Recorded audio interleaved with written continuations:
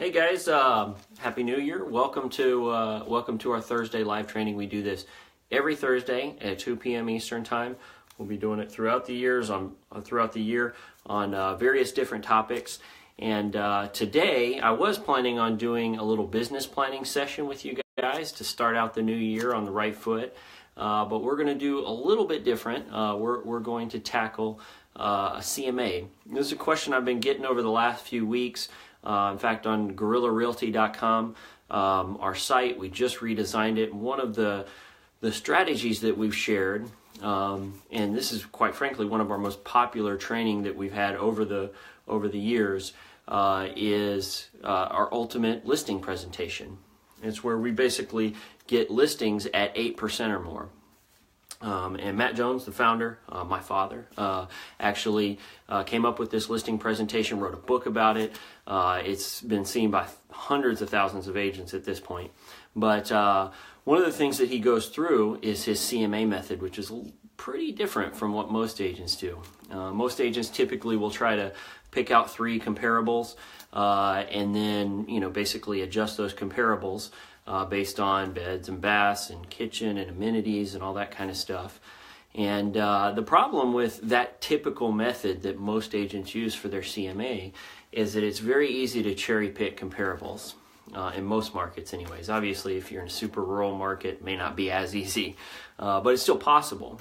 And that is the weakness of that particular CMA method, is that it's easy to skew the value depending on what you're trying to get. Heck, a lot of appraisals end up working that way. They can skew the value based on what comparables they end up using. And so we want to give our seller full confidence when we're setting up the value that, which is sort of the basis for the whole listing presentation. What am I going to sell your house? Oh, I just disconnected. I'm back. Okay. We're not cherry picking values. We're not, trying to skew everything so that it fits with whatever price we've sort of already predetermined. Instead, we're going to use a much more statistically accurate method that's going to include a lot of data points and, quite frankly, all comparables. And here's the way that we'll do it. We're basically going to take 3 different numbers. The first number is we're going to take the tax record. Now, I know some of you are thinking, oh, the tax record, that's way off in my area. And it may be. Quite frankly, what you're going to be looking for in the tax record is either the most recent sold, or if it hasn't been sold in a while, you're going to be looking at the most recent assessment. Now, depending on your area, it might be assessed every 5 years, every 10 years, maybe even every year. But you're going to want to take the most recent assessment, and let's just say it was 5 years ago. And then you're going to adjust that assessment or that recent sale. You're going to do the same thing either way. And you're going to adjust it for the current year. So what you'll do is you'll take the appreciation rate in the area. It might be 3% or it might be 10% depending on your market. Let's just say it's 3% as an example. You're going to take 3%, and if it was 5 years ago, you're going to multiply 3% times 5. So over the last 5 years, it's appreciated 15%.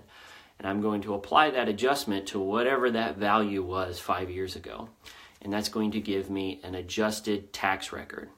Now, the truth is that number alone will probably get you pretty close, but that's not the only number we're going to use. And so we're going to be able to bring in a lot more data points with comparables. So the second number that we're going to use is closed comparables.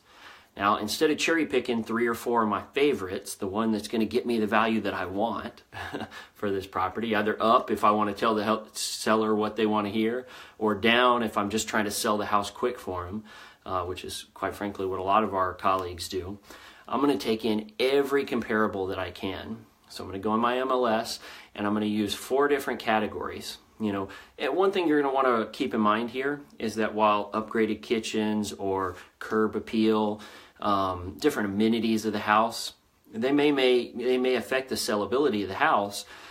At the end of the day, they're not going to have a huge impact on the appraisal value of the house. So we're not going to include a lot of those. We are going to include a few things.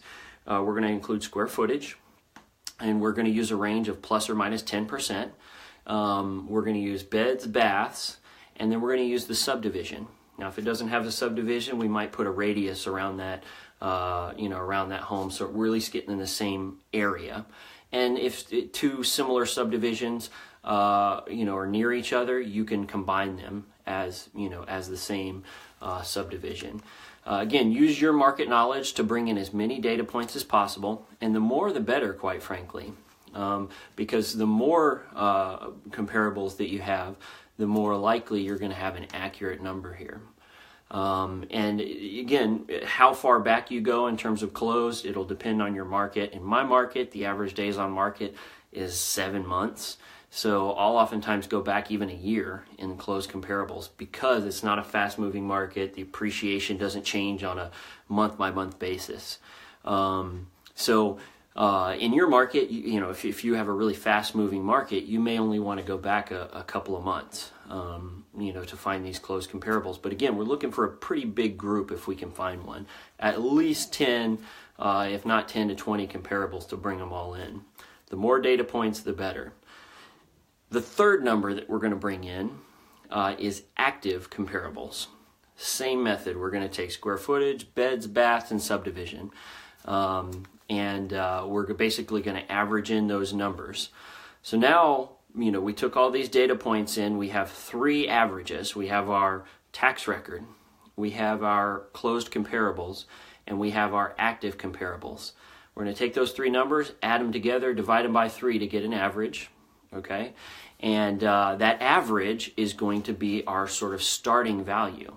Now we know that homes don't have a value. In fact, the value of a home is really what people will pay for it, and it's relatively elastic. So instead of just picking a value when we're presenting this to the customer, we're actually going to give them a range. And this is actually going to set up our ability to give them our pitch on our strategy for marketing their property, which I'll get into in a later video. But this CMA method, we're going to take this range and basically I'm going to put a 10% range around the high end or around the value. So I'm going to take 5% down, 5% up. So if the value I come up with is 100,000, my range is going to be 95 to 105. And that's going to be the range that I present to the seller. So that's the ultimate CMA. Like I said, we go into a lot more detail on our ultimate listing presentation stuff. So feel free to check that out. I'll put a link in the comments below where you can actually check out the whole description, including the strategy that we use to market properties and how we present it to the customers. So I hope you guys enjoyed. We are still planning on doing a big business planning event in the coming week. So feel free to keep an eye out here. I'll post more information on when we're going to do it. But I'd like to get as many people as possible so that not only can we come up with good business plans, but we can perhaps provide some accountability and help for each other on how to reach those business plans. So looking forward to a great 2018. Again, join us every Thursday at 2 p.m. Thanks a lot, guys.